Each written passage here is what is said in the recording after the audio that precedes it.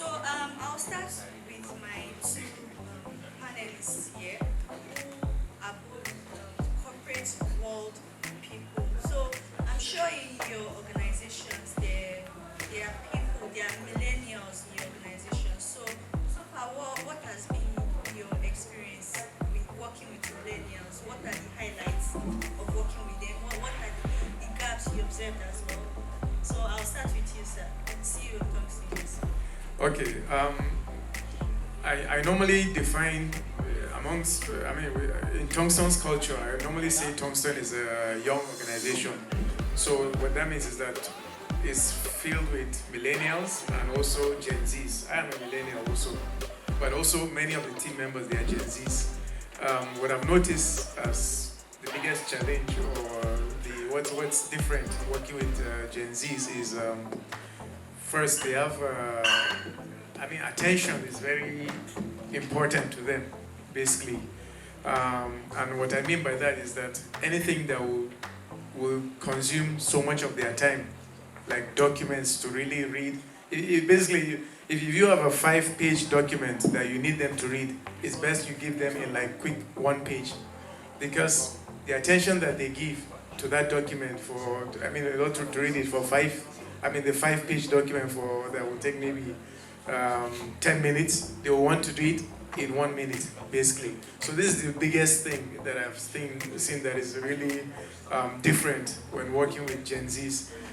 The other thing also is that I think they like free time.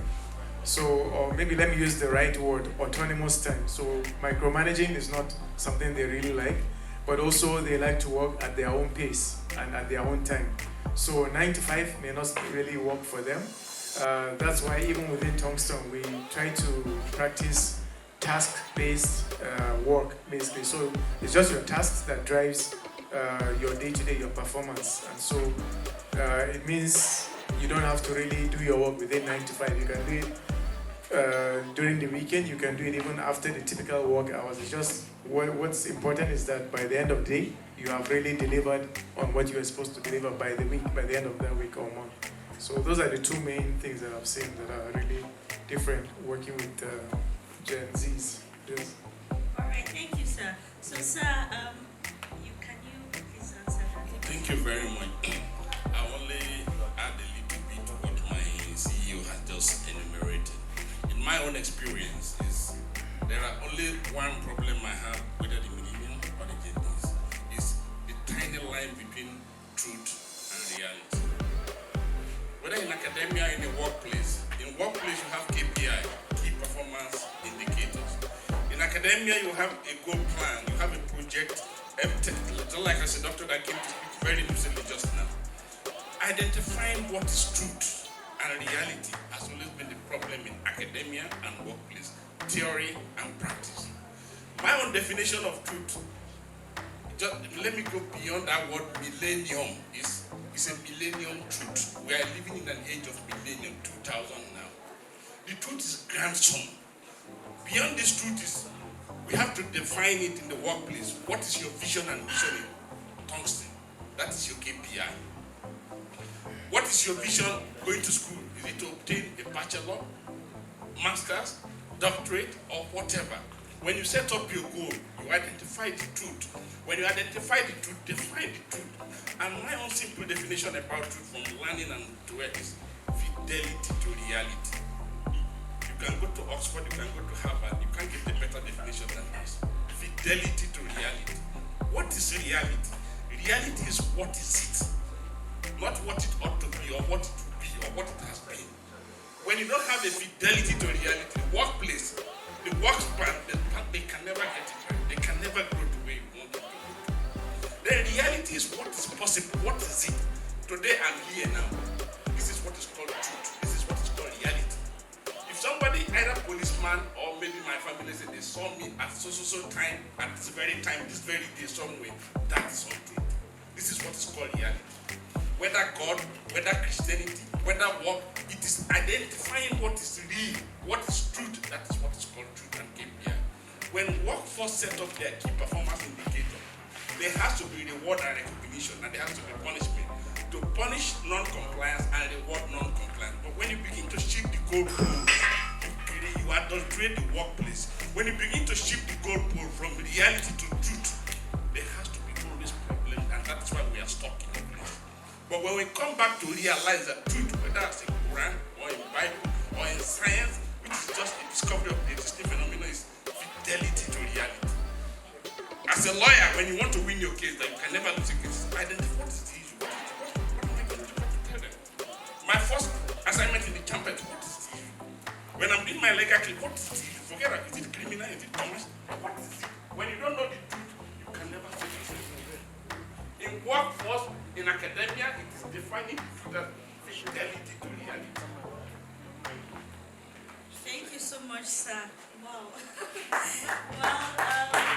I think that would lead us to the next question here. So, you both have spoken about some of the gaps you've experienced because of working with these people. So, since we are discussing the future, we can't move to the future if we do not identify what is in the current, and that's what we've done. So, as business owners, as people in the corporate world, how are you helping these young people navigate some of these gaps? What are the measures we can put in place as people in the private sector to navigate all of these gaps?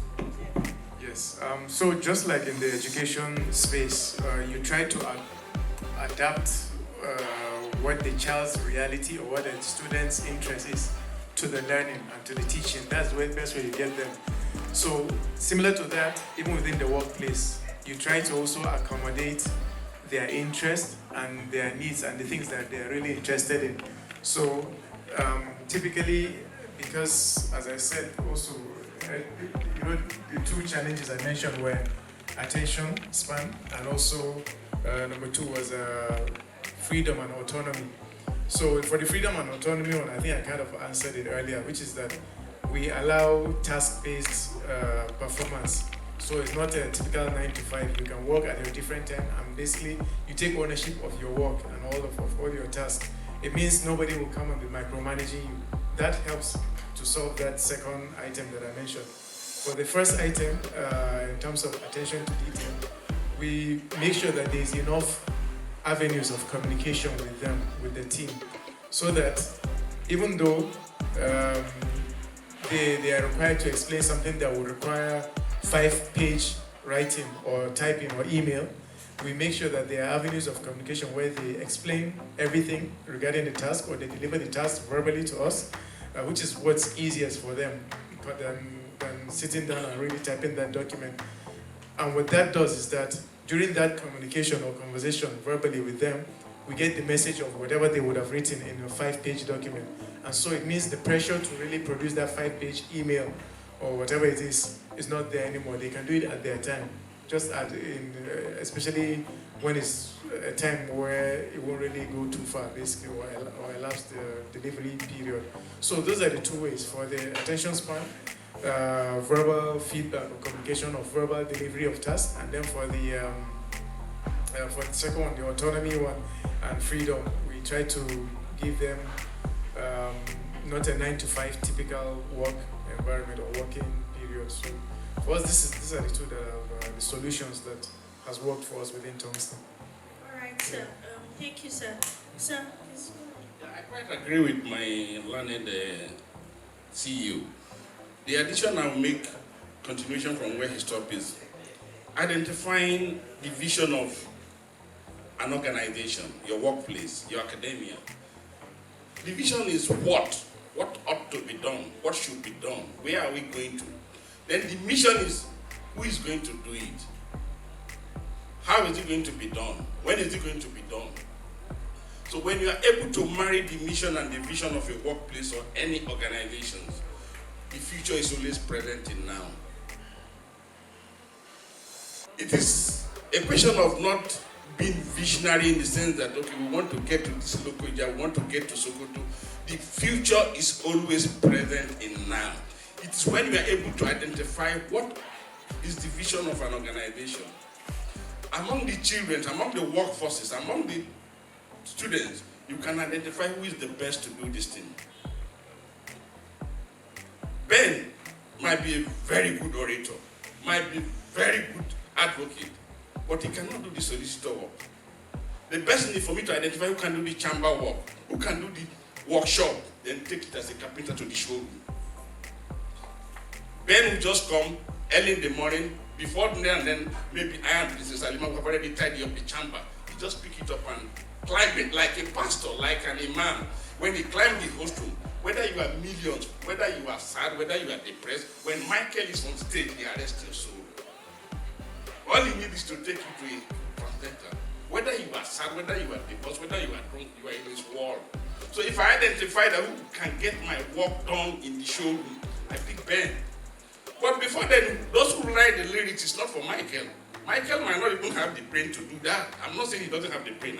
He might not have the brain to be able to compose very well. You need somebody who is transcendental, who has gone beyond the boundaries too. But Michael has the aura to open from where you are, from your depression, from your divorce, from your multidimensional circumstances. He reduces to the basic happiness, joy. After that 1 hour, you can go again with your depression to this thing. But what am I trying to say is identifying what is the vision and what is the mission and who can get it done. When, how, where, why, then you match it together. The future is always present in now. And as he started, he said reality. When we understand what is reality is one. God, it has no duplicate. When you contextualize it, that is why it begins to cascade. Maybe if I had time, I would have taken you from maybe Egyptian, Chinese, India that set up the reality race and the truth. Then we cascade it to Abraham, Adam, Noah, Jesus, and so this is truth. So this is one and the same thing, but contextualization is just the coloring. So in a workforce, when you are training your workforce for the future, Erufai did one wonderful thing in BP and Zayad that I've not seen it replicated. Their reward and recognition is not monetary. Training, taking us to Harvard, to Oxford, where we can meet the other geniuses and professors. That's more than giving us $1 billion. It built inbuilt confidence. Shocked my first lecture in Harvard, I was shocked when I was talking about Adam and Eve. And Indians were like, we are majority, we don't know who is Adam and Eve. I begin to, there and then I could note myself, this is related to Abrahamic religion. Who have told me such cultural shock in my life? So what am I trying to say is reward and recognition to reward the compliance in an organization. Then non-compliance, there should be mechanisms to make sure withdrawal, suspension, termination, so that there should be equal running all the time. Thank you. Sorry, before you go on, I think let me add to that because one of the other things also that I've noticed works really, as he says, tied to the vision, mission, and all of that, whatever you represent as a brand, if those millennials and Gen Zs really believe in that idea too, it's easy to get them to overcome whatever issues or stumbling blocks that they have in terms of really adopting to your processes within the organization. So that's also something tied to vision, mission, and all of those things. If they really believe in it, also it helps really to get them to perform autonomously without any supervision, and even perform really, almost take ownership of what you are doing as an organization. So just wanted to add that to what he said. Yes, thank you very much, sir. So I was going to actually bring up this issue of training young people. So there's the concern of sometimes employers how do you manage training people and then in the next how many months they are out of the organization. So what comments do you have on that? Maybe for me it's tied to what I just said right now. The thing is, everybody is an individual. We all have personal interest. We have public interest. Government has public interest. People have personal interest, and organizations have professional interest. So when people join an organization, maybe Tombstone or Coca-Cola or whatever, they are joining to fulfill the company's professional interests. But you as an employee, you have your own personal interests.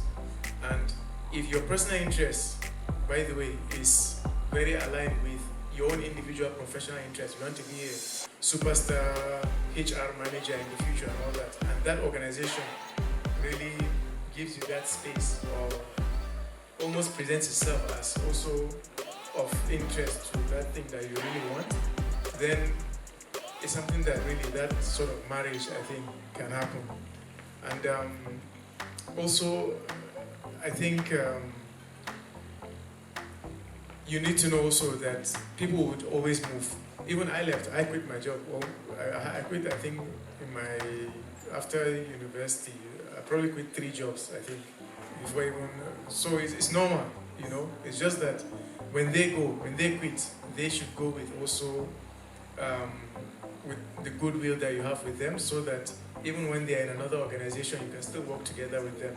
I mean, you know how they say it's not my father's company, or all that. There's a saying like that in Nigeria. But if it's something that is of interest to them, especially your mission, vision, and all that, the better they will last longer with you. And also, you have to do your part and incentivize them, whether it's by pay or learning and training or any other support that they want. Whatever their interest is, they need to find it within that organization to help them. But you know, you can't have that forever. They will still go. Yeah.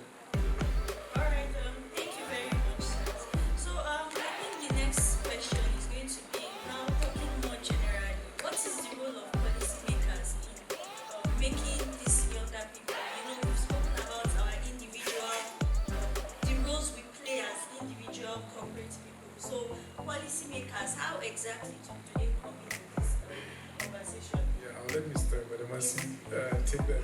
Okay, thank you very much. I think your question is very good, but I will need a clarification to the audience before I answer the policy question. If you look at the world is at war now between what you call maybe capitalism or whatever ideology you can think of. It's because of this policy issue. In the whole world, the world is divided into 3 or 2.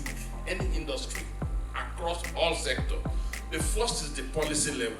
The second is which is set for the government or whichever companies or capital to set up the policy. What is the policy in agriculture? What is the policy in tech? What is the policy in education? Whatever policy, how you want your policy to be driven in government. The last is regulation, which is independent body to be able to see whether the operators of the economy is running it according to the policy and the laws of the zone. In the policy making, that is where the real brainstorm, that is where the real key issue is. The purpose-driven industry sectors. The good thing they have in their system is they look at the end user. If I give you 1 million mosquito nets, tell me who are those that, are you just dumping it in Taraba government house or Lokoja government house? Focus about the end. You said you cannot come back to me that I gave you 1 million mosquito net to prevent mosquito or malaria, not to be, and you are telling me you have given it to my political organization, I've given it to my mosque people. So what am I trying to say? The NGOs are doing very well, but there has to be a national coordination of what is coming in through the airport, what is coming in through the seaport, what is coming in through the railroad, what is coming in through the road, and to who, for who, when, how, and why. Is it religious purpose? Is it tribal? I mean, what I'm trying to say is it's just 3 words that's missing from my research. Coordination, monitoring, and evaluation.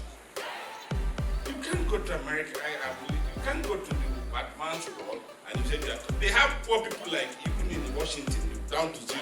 They have more even poor people there. But you can't just come, I'm coming to help them in Zero Street and what the hell? It's regulated. Where is your power? So it's regulated. It's a regulated economy. It's a regulated environment.